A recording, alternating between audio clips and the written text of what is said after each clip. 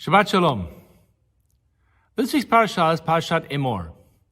And in Parshat Emor, we have a description of the Kohen and all the laws of the Kahuna and the priesthood. The second half of the parasha is dedicated to Shabbat and the festivals. So we have holiness of person and holiness of time. And in the context of this parasha, we read the following. Usfartem lachem imo chorat haShabbat, miyom aviachem et Omer sheva Shabbatot temimot tiena. We are told and commanded that on the second night of Pesach, to offer a barley sacrifice known as an Omer, and then from that day count 49 days. And on the 50th day we celebrate the festival of Shavuot. As such, Pesach and Shavuot are linked by these 7 weeks. These 7 weeks transformed the Jewish people from a nation of slaves into a nation ready to receive instruction and command from God at the foot of Mount Sinai. It was thus a time of preparation and work. It is interesting that in terms of the counting that is performed, we count upwards, not downwards. Normally when we're going on holiday, we count 3 weeks to go, 2 weeks to go, 1 week to go, and then yay, it's holidays. With the counting of the Omer, it's slightly different. Here we have a count upwards. The first day of the Omer, the 8th day of the Omer, the 10th day of the Omer, the 15th day of the Omer. It's as if we are climbing the rungs of a ladder until we are able to reach the 50th rung when we are ready to celebrate the festival of Shavuot. As such, the time of the Omer is a time of spiritual preparation. We can't just walk into Shavuot. We need to prepare ourselves for this magnificent event. The Kabbalists, in their each night, composed a special prayer.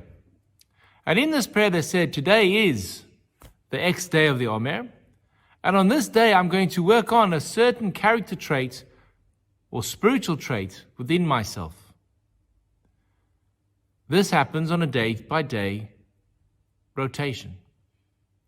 So by the end, I've worked myself step by step until I arrive at the foot of Mount Sinai to receive the Torah once again.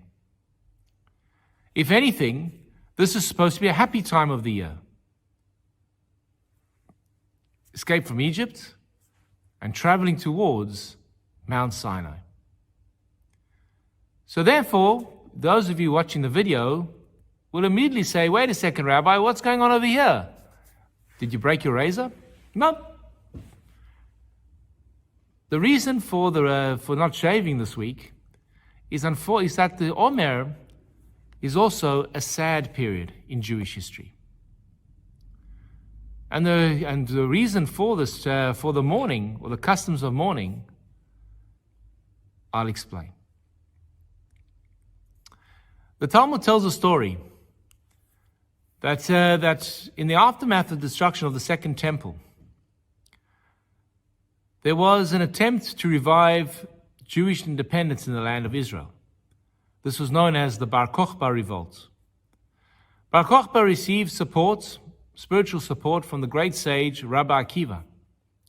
And Rabbi Akiva had over 24,000 students. It was during the times of the Bar Kokhba, the Talmud records that a tragedy struck, and these 24,000 students of Rabbi Akiva perished during this time from a plague. What exactly the plague was is not described by the Talmud, and is left in the world of conjecture to try and figure it out. It could be that they died literally from a plague, or that they died as part of the fighters of Bar Kokhba. Whatever it is, the Talmud looks at the story and says, such a tragedy could not have just happened. What went wrong? And they answer, Shelo nahagu kavod ze lazeh. They did not respect each other. This was the great sin of the students of Rabbi Akiva. Why this sin? There's so many other things that they could have done wrong. Explain the rabbis that Rabbi Akiva was the one who taught, V'ahavta l'reacha kamocha, love your neighbor as yourself. Zeh klal gadol b'Torah. This is the primary teaching of the Torah. How could it be that you are a student of Rabbi Akiva's yeshiva and you haven't absorbed this message of kavod zeh lazeh, respecting one another? This, says the rabbis, was the spiritual flaw that damned the generation of Rabbi Akiva's students. The plague ended on Lag BaOmer. So during this period of time, we don't shave, we don't have weddings, we don't have public celebrations, we don't listen to music, all to try and lower the atmosphere. And when I look at myself in the mirror and you look at myself like this, we in mourning, we realize that something's not quite right. And we need to try work on correcting it. So on the one hand, the Omer was supposed to be a happy time of preparation for Sinai. On the other hand, it's a time of mourning the loss of Rabbi Akiva's students. Now the question you might ask is, okay, but that happened a really long time ago, over nearly 1900 years ago. Why do we still mourn Rabbi Akiva and his students? The answer is in the continuation of the story. After Rabbi Akiva lost all his students, he started again. He started with a very small group of students, ended up with 5, one of them being the famous Rabbi Shimon Bar Yochai. It was these 5 students who took the teachings of Rabbi Akiva, and what we have as the Talmud is a result of Rabbi Akiva not losing faith and teaching Torah. Now imagine the entire Judaism, all that we have on the bookshelf, is a result of these 5 students and what they had taken from Rabbi Akiva. Imagine can we even imagine what was lost to the Jewish world with the death of 24,000 students? What the world would have looked like with all these great sages and students?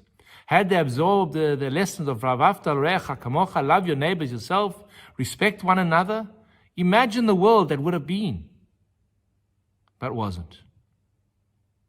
And thus, we mourn the death of the students of Rabbi Akiva, and we think about what they did wrong. And it is during this time that we work to correct it. Usfartem lachem, you shall count for yourselves, from the time of Pesach, 50 days. Prepare for the giving of the Torah at Mount Sinai. And one of the key preparations has got to be how we treat our fellow. Shabbat Shalom.